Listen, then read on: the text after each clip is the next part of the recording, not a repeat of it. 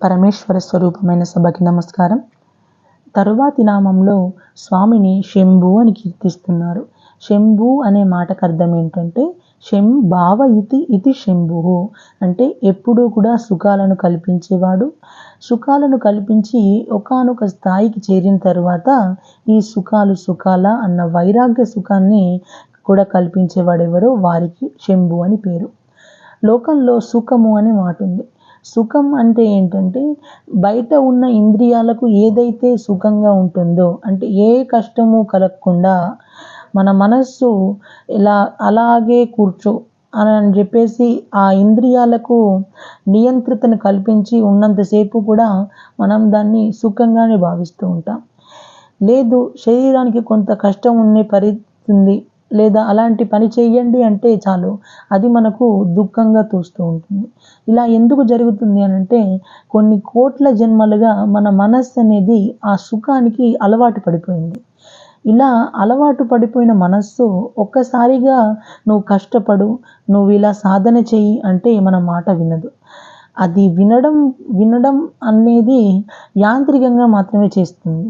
కానీ ఈ మనస్సుకుండే గొప్ప ప్రయోజనం ఏంటంటే అది మనస్సుకుండే బలము అదే, బలహీనత అదే. ఇది యాంత్రికంగా చేస్తూ వెళ్తుంది. అంటే లోకంలో మనం అనుభవించే మనకు సుఖాలు ఏవైతే ఉన్నాయో అవన్నీ కూడా సుఖాలు కావు, అవి కేవలం తాత్కాలికమైన సుఖాలు మాత్రమే. కానీ శాశ్వతమైన సుఖం ఒకటి ఉంది, అదే వైరాగ్య సుఖం. ఆ వైరాగ్య సుఖాన్ని పొందడం అనేది ప్రతి మనిషి యొక్క చరమ ప్రయోజనం అని చెప్పాలి. అయితే దీనికి మార్గమే, అంటే దీనికి సాధనలే ఈ సుఖాన్ని అనుభవించడం. ముందు అనుభవిస్తేనే కదా మనకు తెలుస్తుంది. దేన్నైనా మనకు అనుభవిస్తేనే అది ఎలా ఉందో తెలుస్తుంది. తత్ఫలితంగా అది రుచి, వాసన అన్న రెండింటిగా విడగొట్టి తిరిగి మళ్ళీ మనకు అదే కావాలి లేదా మనకు అదే వినాలి అని ఎప్పుడూ ఇలా రెండింటిగా మారుతూ వస్తుంది. ఇలా మన శరీరానికి అనుకూల పరిస్థితి ఉన్నంతసేపు ఒక విషయాన్ని పట్టుకొని ఇది సుఖము అన్న భావనలో ఉంటుంది. ఎప్పుడైతే ఆ అనుకూల పరిస్థితి కాస్త ప్రతికూల పరిస్థితిగా మారిందో అప్పుడు ఇంతవరకు సుఖం అని మనస్సు ఇంద్రియాలను ఏదైతే కోరిందో అదే సుఖం తిరిగి మనకు దుఃఖంగా తోస్తూ ఉంటుంది. ఈ విధంగా మన లోకంలో మీరు పరిశీలించడం మొదలుపెట్టినట్లయితే మీకే తెలుస్తుంది. మన లోకంలో మనం ఎన్ని సుఖాలను అనుభవించినప్పటికీ కూడా ఆ సుఖాల వల్ల శాశ్వతత్వం ఏమీ ఉండదు. అవి కేవలం స్వల్ప ప్రయోజనాలను సాధించుకోవడం కోసం అనుకూల పరిస్థితుల్లో ఏర్పడ్డ కేవలం తాత్కాలికమైన ప్రయోజనాలు మాత్రమే.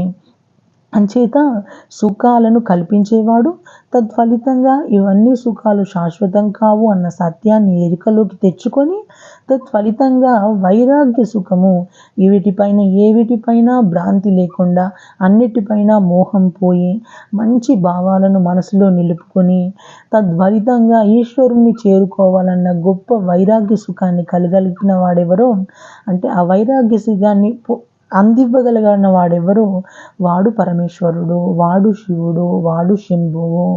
ఇలా ముందు మంచి భావాలు కలగాలి అంటే ఇందాక చెప్పినట్లు మనస్సు కొన్ని కోట్ల జన్మల నుండి చంచలతనానికి అలవాటు పడిపోయింది. ఉన్న ఫలంగా అది మంచి విషయాలను ఆలోచించడం లేదా మంచిగా ఆలోచించడం, మంచి పనులు చేయడం అనే విషయాలు దానికి అంత తేలిగ్గా జీర్ణం కావు. కానీ మనం ప్రయత్నపూర్వకంగా మన మనస్సుకి నచ్చజెప్పడం, దాన్ని బుజ్జగించడం, దానికి లాలించడం, దాన్ని మనం పరిశీలించడం, ప్రయత్నించడం, సాధన చేయడం మొదలుపెట్టినట్లయితే ఒకానొక సమయంలో ఆ మనస్సే మన మాట ఖచ్చితంగా విని తీరుతుంది. మన శరీరం సహకరించకపోయినా మనస్సే నువ్వు ఇలా చేస్తావన్నావు కదా అని మనకు గుర్తు చేస్తూ ఉంటుంది. దాన్ని ఆ మనస్సు మనం అలవాటు చేయాలి ప్రయత్నపూర్వకంగా. శంకర భగవత్పాదులు కూడా ఇదే అంటారు మోహముద్గరంలో, సత్సంగత్వే నిస్సంగత్వం, నిస్సంగత్వే నిర్మోహత్వం, నిర్మోహత్వే నిశ్చలతత్వం, నిశ్చలతత్వే జీవన్ముక్తి అని.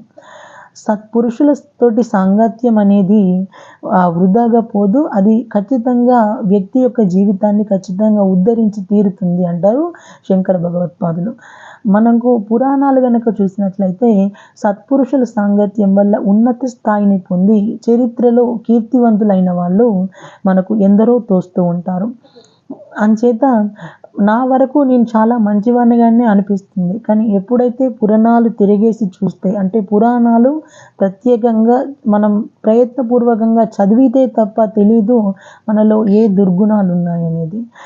ఒక్కసారి తెలుసుకున్న తర్వాత మనం ఏం చేయాలి అంటే, మనలో ఉన్న దుర్గుణాలను ప్రయత్నపూర్వకంగా తొలగించుకోవడానికి, మంచి భావాలను మన లోపల పెంపొందించుకోవడానికి, ఒక వ్యక్తి ఏ విధంగా జీవించాలో తెలుసుకొని, ఏ మార్గాన్ని అనుసరిస్తే ఉన్నతమైన స్థితిని చేరుతాడో, అసలు లక్ష్యాన్ని చేరుకోవడానికి ఏ మార్గాన్ని అనుసరించాలి, ఎలా ప్రవర్తించాలి, ఈ విషయాలన్నీ సాధన చేయడం మొదలుపెట్టితే అప్పుడు ఇవన్నీ కూడా, అంటే ఇందాక చెప్పుకున్న వైరాగ్య సుఖం రావడానికి ఈ సుఖాలన్నీ కూడా మెట్టు మీద మెట్టు. ఈ ప్రతి సుఖం అనుభవిస్తున్న ప్రతిసారి మన మనస్సుని మనం పరిశీలించుకుంటూ ఉండాలి. దానికి నచ్చజెప్పుకుంటూ ఉండాలి. ఈ సుఖాని కోసం వెంపర్లాడుతావు, ఒంట్లో ఓపిక ఉందని చెప్పేసి ఎంతసేపు అని చెప్పేసి అలాంటి సుఖాలకు నువ్వు అలవాటు పడతావు. జంతువులు కూడా ఉన్నాయి మనతో పాటు సంచరించేవి.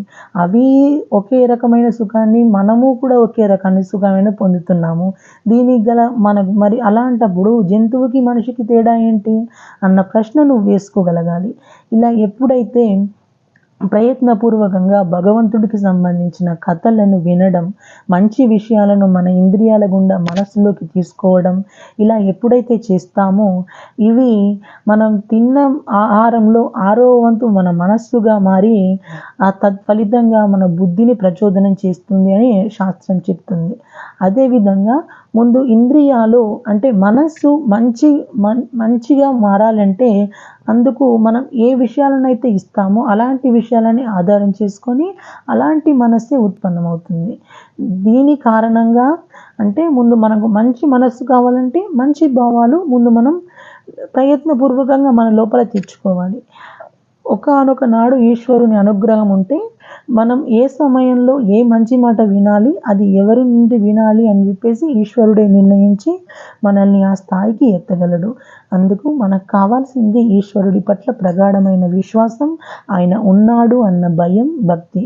ఇవి 2 ఉంటే చాలు, ఆయననే మన జీవితాన్ని గట్టెక్కిస్తాడు. ప్రయత్నపూర్వకంగా అలాంటి భావాలను సంపాదించుకోవడానికి ప్రతి ఒక్కరికి ఈశ్వరుడి యొక్క కృప ఉండాలని మనం ప్రార్థిస్తూ, సర్వం శ్రీ ఉమామహేశ్వర పరబ్రహ్మార్పణమస్తు. కృష్ణార్పణం. స్వస్తి.